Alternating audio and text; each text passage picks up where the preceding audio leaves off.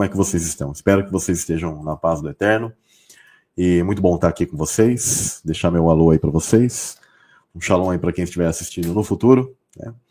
Hoje a gente vai falar de um tema bem interessante, um tema que eu amo muito falar sobre isso. E isso aqui a gente não quer fazer um sincretismo religioso, mas de falar de algo com muito amor e carinho sobre as coisas do Pai, e que eu creio que cada um de vocês deve pensar.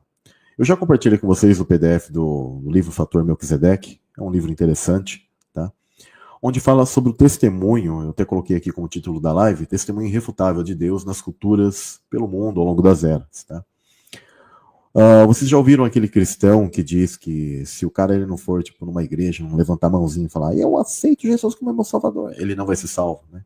Tem muitas pessoas que fazem isso, falam isso, e quando elas estiverem na glória, elas vão se deparar com coisas assim das quais elas vão ficar assim até perplexas, né? E é muito interessante, isso é muito profundo, quando nós compreendemos que o Eterno, ele julga cada um de acordo ao conhecimento e as informações que é dada a cada um, né? Que é dado para cada pessoa.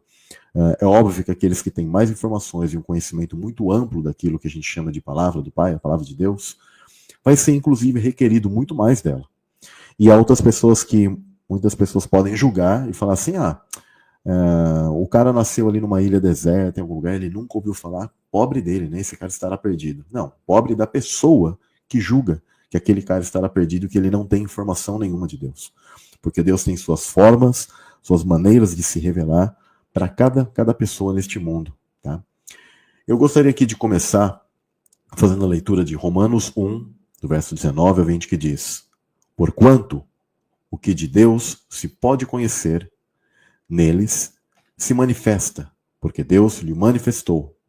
Porque as coisas invisíveis, desde a criação do mundo, tanto o seu eterno poder como a sua divindade, se entendem e claramente se veem pelas coisas que estão formadas, criadas, para que eles fiquem inexcusáveis. Da mesma maneira que o Eterno ele tem seu julgamento puro, ninguém pode dizer assim, eu nunca soube de nada. Lembra que eu sempre falo que este mundo ele é um grande teste, né? Os ateus, né, principalmente. Aliás, eu fui um ateu.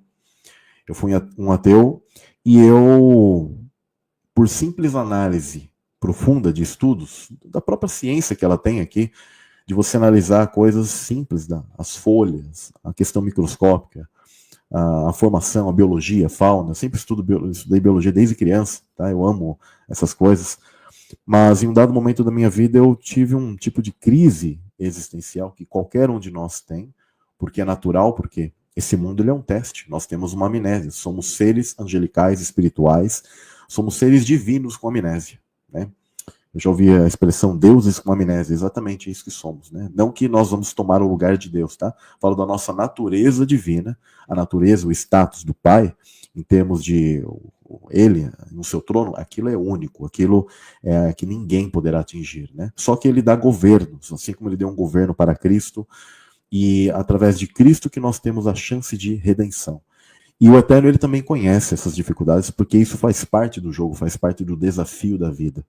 Tá? O desafio da vida, ao mesmo tempo, ele é profundo e lindo. É maravilhoso isso. Isso aqui é a chance de redenção que o Eterno dá para cada um de nós. E isso é incrível. Isso é algo que eu dou muito valor. Tá? Então, quem nunca sentiu isso? Eu, simplesmente, em um dado momento, eu não vi desculpas, ou uma forma de negar a existência de Deus, porque eu observava as coisas e falei assim, não. É impossível negar a Deus. Há uma inteligência suprema, maior, que está definida em todos os lugares. Aí eu já tinha uma outra questão, daí era a questão moral, na questão em que, por que existe o bem e o mal? E é interessante que, se vocês procurarem todas as culturas antigas, pessoal, nenhuma delas é ateísta. O ateísmo é algo dos dias de hoje, que Satanás ele procura colocar, né, sabendo da dúvida, da luta, né, dessa questão de existência do ser humano, então ele precisa colocar isso na cabeça, na mente das pessoas. Para quê? Para confundi-las. Tá? Porque o grande objetivo dele é que as pessoas se desviem completamente dos caminhos do Eterno, assim como ele já o fez. Sabendo então que o plano humanidade é esse objetivo, né, que é a humanidade? É um tipo de plano onde os seres são diluídos para um tipo de hierarquia angelical muito mais, digamos assim, onde está ligado mais a algo material, algo mais lento, algo de menos força, menos poder. Então, o ser humano, ele é isso. E o espírito, o ser celestial, ele é colocado dentro de um corpo, tá? De um vaso, e aí ele vai ser provado. Exatamente quando você analisa Adão e Eva, o que eles estão sendo colocados em um tipo de local em base ao que, gente? A uma prova dual entre bem e mal, uma escolha muito clara, né? E todos nós estamos conectados a isso. Aliás, assim como existiu Adão e Eva, existem camadas, né, que você vai entender esses textos. E aí, no entendimento desses textos, nós podemos saber que nós também, além de ter existido esse casal, nós também estamos representados e estivemos lá também de uma maneira literal. Tá? Não que você era o Adão, mas você foi um ser masculino que esteve em um local celestial, onde um dia você foi colocado, mas você desobedeceu algo. Então aquilo representa também a desobediência de todos os homens. Todos nós tivemos um tipo de desobediência semelhante. E de todas as mulheres, onde todas elas também tiveram um tipo de desobediência semelhante. Né? Por isso que esse tipo de padrão nós encontraremos em todos os tipos de culturas. Nenhuma delas é ateísta, todas elas sabem que há um Deus criador. Inclusive aquilo que nós chamamos de culturas pagãs. Vale lembrar que o termo pagão está conectado a algo que é camponês, né? Campesino, né, em espanhol lá. Ou seja, algo que é do campo. Não que a gente vai demonizar, então, essa questão. Mas por que do campo? De pessoas simples que receberam algum tipo de informação. E só que, tristemente, com o passar dos tempos, essas pessoas que tinham menos informações acabaram sendo enganadas e sendo colocadas em cultos malignos. Por isso que ficou associado a ideia de pagão com cultos a entidades demoníacas, das quais buscaram sempre enganar a humanidade desde os primórdios. Então, por isso que quando a gente fala do paganismo, a gente vai associar a ideia de algo que envolve idolatria, muitos tipos de pecados, orgias, etc, etc, etc. Tá? O sistema ele tenta inverter esse tema e eles tentam falar sobre algo que eles chamam de Zeitgeist, né? Que é um tipo de movimento que eles tentam colocar a descrença na mente das pessoas de que, por exemplo, a figura de Jesus, e é interessante que os caras gostam de atacar, sabe, sempre quem? Sempre o cristianismo, sempre a figura de Yeshua, de Jesus, sempre. Eles amam. Eles não atacam as outras figuras, né? As outras religiões, mas aqui eles gostam de focar é quem? Cristo. Ah, é falso, falso, falso, falso, falso.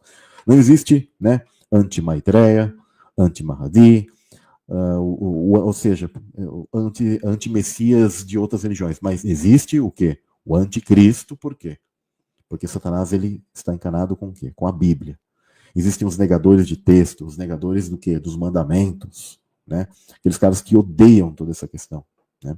Eles odeiam o quê? A figura de Cristo, a pregação dele e aquilo que ele apregoava, que eram os mandamentos do Pai. Né? Por isso que muitos mal entendem e Satanás ele sempre buscou ocultar todos os segredos daquilo que a humanidade possui em sua história, então tentou reescrever a história. E esse movimento ele tenta dizer que Cristo é apenas uma cópia de muitos mitos. Não. É porque no inconsciente de todos os povos, o mundo espiritual e uma figura messiânica, que é o nosso Salvador, sempre esteve impregnada, encriptada dentro do teu espiritual, dentro de todos os povos. E vale lembrar que o diabo também procurou copiar e se antecipar em muitas coisas que ele já sabia que se cumpririam porque eram inevitáveis. Aquilo que é profético é inevitável. E a Escritura ela está se cumprindo ponto a ponto. Há coisas que não tem mais como você negar a Escritura se você for um cara sincero e honesto. Né?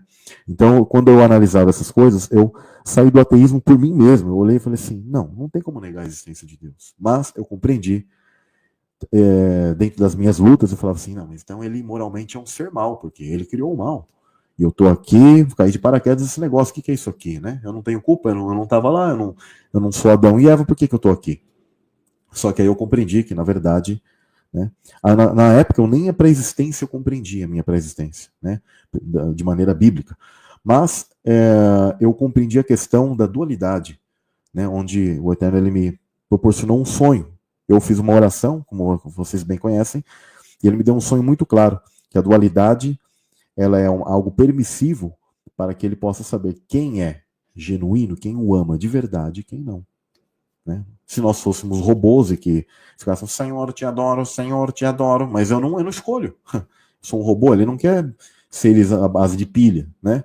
Ele quer seres que o entendem como o Senhor, como alguém que a pessoa ama de verdade e ele ama, essa troca, tá? Como qualquer um de nós. Você não quer que o seu filho ame você de uma maneira obrigatória, mas que ele tenha um amor genuíno por você. A mesma coisa, o Eterno ele também sente isso, tá? E isso, só que isso causa na mente de algumas pessoas coisas difíceis, porque tem um paradoxo, né? Assim como ele deseja que esses seres estejam próximos a ele, só que quando os seres se afastam, o que ocorre, pessoal? Esses seres eles vão perder a vida, porque ele é a fonte de toda a vida. E é isso que está ocorrendo com Satanás e com todos os demônios. Estes vão morrer e acabarão sendo eliminados de toda a sua existência, de todos os multiversos do Pai. Por quê? Porque não tem como conviver com aquele que não quer ficar próximo de Deus. Aquele que não se ajunta, se espalha. E estes querem criar o caos, eles não querem a ordem. Então o Eterno ele vai ter que tomar uma medida. E isso é o que ele quer que cada um de nós chegue à conclusão, tá? Só que de uma maneira genuína. Pai amado, te agradeço muito por esse privilégio de estar aqui mais uma vez com meus irmãos, tratando de um tema, Pai, muito profundo. Sempre no meu íntimo eu me emociono e fico muito feliz, porque me lembro quando o Senhor trabalhou no meu íntimo e eu negava a tua justiça, a tua existência, mas não havia desculpas, Pai. Assim como a tua palavra diz, na criação e em todas as coisas, a tua glória, a tua mão, a mão da perfeição está revelada em tudo, Pai. E eu tinha dúvida da tua moral, Pai. Me perdoe, Senhor. O Senhor sabe hoje o que eu tenho dentro do meu coração e que o intuito da minha vida é defender a tua palavra até o último suspiro da minha vida, Pai. E que cada irmão, que cada pessoa que venha ouvir essa live, que venha sentir tudo aquilo que será colocado nesse momento, nessa live, nessas informações, Pai. Que eles possam sentir o teu toque, que eles possam se lembrar no íntimo deles, no Espírito, que o teu Espírito Santo possa estar tocando o coração de cada um, colocando o amor de pregarmos o Evangelho, de não desprezarmos as pessoas e termos o respeito. E entendemos que todos nós estamos aqui na mesma situação, no mesmo barco, buscando, Pai, o arrependimento diário, a mudança de vida diária, Pai, que o Senhor tem trabalhado no nosso interior. Que o Senhor esteja falando com cada um, te peço, e desde já te agradeço em nome de Jesus. Amém.